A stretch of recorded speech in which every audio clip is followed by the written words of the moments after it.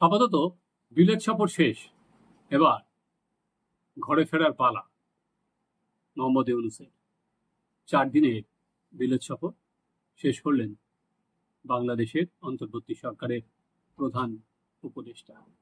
ঠিক কেমন হলো তার এই সফর? আজকে চলুন আমরা সেটাই বিশ্লেষণ করি।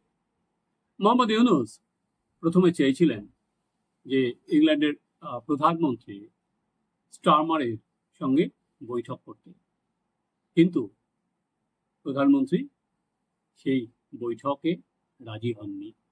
পরিষ্কারভাবে সেগুলো ব্রিটিশ সংবাদ মাধ্যমে লেখাও হয়েছিল। কারণ বৈঠক করার প্রধান উদ্দেশ্য ছিল যে বাংলাদেশের মিডিয়া থেকে যেটা জানা যাচ্ছে সেটা হচ্ছে হাসিনা সরকারের আমলে যে সমস্ত বলা হচ্ছে যে কালো টাকা, সেগুলো ইউকে এবং কানাডাতে সেই কালো টাকা সরিয়ে দেওয়া হয়েছে এবং ইউনূসের সরকারের অভিযোগ অনুযায়ী $234 মিলিয়ন নাকি সরিয়ে দিয়েছে শেখ হাসিনা এবং তার সঙ্গী সাথীরা। যদিও বাংলাদেশে টোটাল ইকোনমি হচ্ছে $445 মিলিয়ন, অর্থাৎ এর অর্ধেকও বেশি টাকা বলা হচ্ছে নাকি সাইফন হয়েছিল, এবং সেই টাকা যাতে পুনরুদ্ধার করা যায় সেই জন্যই তিনি বৈঠক চেয়েছিলেন ব্রিটিশ প্রধানমন্ত্রীর সঙ্গে।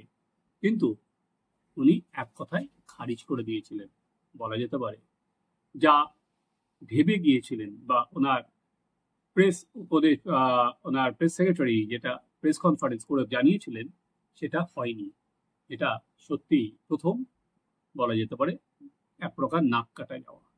কারণ এর মাত্র 20 দিন আগেই আমরা যেটা দেখেছিলাম যে উনি মোহাম্মদ ইউনূস চেয়েছিলেন ফ্রান্সে যাবেন এবং ফ্রান্সের রাষ্ট্রপতি উনি ম্যাক্রনের সঙ্গেও বৈঠকের ইচ্ছা প্রকাশ করেছিলেন, কিন্তু সেটাও সম্ভব হয়নি কারণ ম্যাক্রন সেখানেও টাইম দেননি।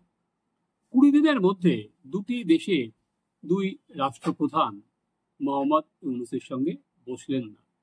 বসার বাংলাদেশের তরফে এই বৈঠকের জন্য আগ্রহ প্রকাশ করা হলেও দুই দেশ সেটা ফিরিয়ে দিলেন। ফলে স্বাভাবিকভাবেই যে আর কি মনোবসনা ওনার ছিল সেটা মাটিতে আছাড় খেয়েছে। গত 11 মাসে এইটা ছিল হচ্ছে ইউনূসের 10ম বিদেশ সফর। দেশ চলে যাচ্ছে, দেশের এখনো কি হবে, কবে নির্বাচন ঠিকভাবে হবে তাই নিয়ে এখনো মতৈক্য হয়নি, কিন্তু মোহাম্মদ ইউনূস অনায়াসে একটার পর একটা বিদেশ সফর করে চলেছে। এবার দ্বিতীয় যে এজেন্ডা ওনার ছিল সেটা হচ্ছে বিএনপি নেতা তারেক রহমানের সঙ্গে বৈঠক করা। 2008 সাল থেকেই তারেক রহমান কিন্তু বিলেতেই থাকছেন। তার বিরুদ্ধে একাধিক মামলা ছিল সেই সময়, তারপর থেকে তিনি ওখানেই পাকাপাকিভাবে থাকেন। বিএনপির সাথে কোন সময় ভোট করা হবে বাংলাদেশে তাই নিয়ে কিন্তু টানাপোড়ে চূড়ান্ত জায়গায় গিয়েছে। মোহাম্মদ ইউনূস জাতির উদ্দেশ্যে ভাষণে বলেছিলেন যে এপ্রিল মাসে ভোট হবে, কিন্তু কোনো সময় বিএনপি সেটা চাইছে না এবং তারেক রহমানের সঙ্গে বৈঠকেও সেটা তারেক রহমান আরেকবার স্পষ্ট করে দিয়ে বলেছেন ফেব্রুয়ারিতে ভোট করার কথা। কারণ বিএনপি যে যুক্তি যে এপ্রিল মাসে ভোট করলে তখন পরীক্ষা আছে, তখন ঝড় বৃষ্টি হতে পারে এবং তখন রমজানের পরে সেটা হবে, ফলে তখন প্রচুর অসুবিধা সম্মুখীন হতে হবে মানুষকে, তখন প্রচুর কষ্টের মধ্যে দিয়ে যেতে হবে, তাই তারা ফেব্রুয়ারি মাসে ভোট চেয়েছে। এই বৈঠকের পর যে যৌথ বিবৃতি জারি হয়েছে সেখানে বলা হয়েছে যদি নির্বাচনী সংস্কার প্রক্রিয়া এবং বিচার প্রক্রিয়া ঠিকভাবে এগোয় তাহলে অন্তর্বর্তী সরকার ফেব্রুয়ারি মাসে ভোট করতে কোনো অসুবিধা হওয়ার কথা নয়। এখন জানা নেই অ্যাটল বই হবে কি হবে না, কিন্তু অন্তত যৌথ বিবৃতিতে সে কথা উনি বলে এসেছেন। এবার উনি তো বলে এলেন, যে ফেব্রুয়ারি মাসে ভোট করার এক প্রায় অঙ্গীকারবদ্ধ হয়ে এলেন যে সবকিছু ঠিকঠাক চললে একটা লাইন আছে, সেটা দেশে আসার পর সেখানে দেশের অন্যান্য রাজনৈতিক দল যারা আছে তাদের সঙ্গে এটার ফলে মতপার্থক্য তীব্র আকার ধারণ করবে না তো?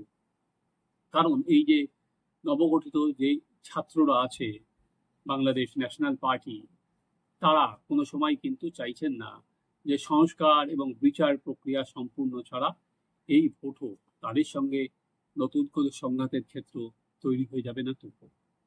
একইভাবে জামাত ইসলামের জামাতের সঙ্গেও জামাতও কিন্তু কোনো সময় বলেনি যে নির্বাচন এগিয়ে আনতে। তাই বিএনপির সঙ্গে বেশি গা ঘষাঘষি বা মাখামাখি করতে গিয়ে ইউনূস দেশের মাটিতে আরো বিরোধের মুখে পড়বেন না তো? হ্যাঁ, এটা ঠিক যে এই মুহূর্তে বিএনপি সব থেকে বড় রাজনৈতিক শক্তি, এবং কয়েকদিন আগেই ঢাকায় বিএনপি যে ধরনের র্যালি করেছিলেন, প্রচুর হাজারে হাজারে মানুষ রাস্তায় নেমেছিল, বিএনপি কিন্তু তার শক্তি প্রদর্শন করেছিল। তারেক রহমানের বিরুদ্ধে অনেক মামলা থাকলেও এই প্রথম স্বরাষ্ট্র মন্ত্রকের উপদেষ্টা ইউনূস বাংলায় বিলেত যাওয়ার আগে উনি কিন্তু বলেছিলেন তারেক রহমান তো বাংলাদেশের নাগরিক, উনি তো আসতেই পারেন। এতদিন কিন্তু এই কথাটা একেবারে শোনা যায়নি, এবার কিন্তু সেটাও অবাধ ছাড়পত্র দিয়ে দিয়েছেন যে তারেক রহমান বাংলাদেশের মাটিতে যে কোনো সময় ফিরে আসতে পারেন।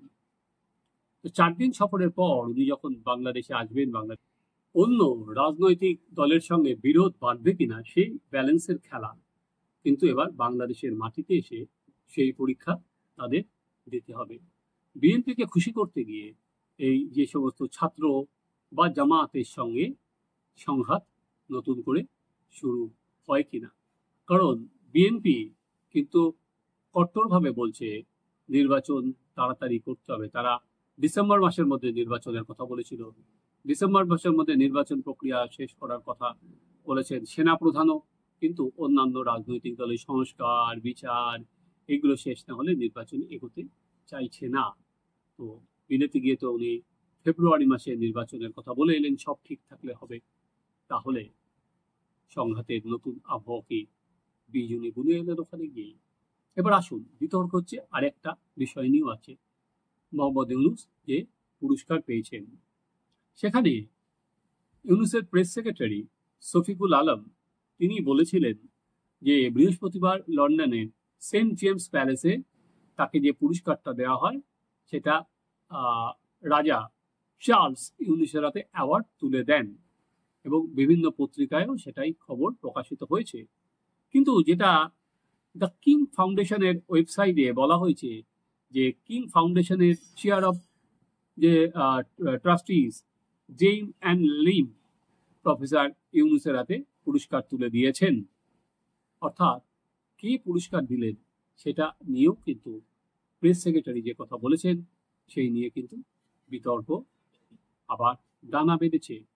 এবং ওখানেই গিয়ে তিনি একটি সাক্ষাৎকারে বলেছেন যে শেখ হাসিনা ভারতের মাটিতে যেভাবে দিনের পর দিন সমাজ মাধ্যম ব্যবহার করে নিজের বক্তব্য রাখছেন, তিনি সেটা যখন ভারতের প্রধানমন্ত্রী নরেন্দ্র মোদীর সঙ্গে বৈঠক হয়েছিল সেই বৈঠকে তিনি তার বিরোধিতা করেছিলেন এবং বলেছিলেন যে দেখুন, উনি যদি ওখানে থাকতে চায় সেটা নিয়ে ভারতের ব্যাপার, কিন্তু উনি মুখ খেলা খুলছেন।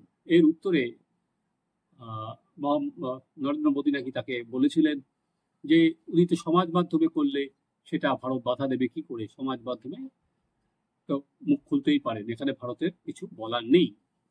কিন্তু দেখুন দ্বিচারিতা, সেখানে মোহাম্মদ ইউনূস কোনো সময় কিন্তু ইলন মাস্ক কে বলছেন না যে তাদের যে এক্স হ্যান্ডেল আছে সেখানে যাতে কোনো রকম বিরুদ্ধ প্রচার না করতে পারেন শেখ হাসিনা, সেটা তো বললেই মিটে যায়। কারণ ইলন মাস্কের সংস্থার সঙ্গে তো বাংলাদেশে বাণিজ্যিক চুক্তি হয়েছে, সেখানে তাকে তো ব্যবসা দেওয়া হচ্ছে স্টারলিংকে। তাহলে ইলন মাস্ককে কেন অনুরোধ করছে না ইউনূস সরকার, তার কিন্তু কোনো সঠিক উত্তর এখনো পর্যন্ত নেই। তবে এই কথা ঠিক যে মোহাম্মদ ইউনূস নিজে কোথায় দাঁড়িয়ে সেটা গত 20 দিনের মধ্যে দুইজন রাষ্ট্রপ্রধান তাকে ফেরত পাঠানো আর কি, তাদের সঙ্গে বৈঠকে রাজি না হওয়া, আশা করি উনি সেটা বুঝতে পারবেন ওনার স্থান বিশ্বের দরবারে ঠিক কোথায়। দেখতে থাকুন আমাদের চ্যানেল সাবস্ক্রাইব করুন, আপনাদের মতামত জানান।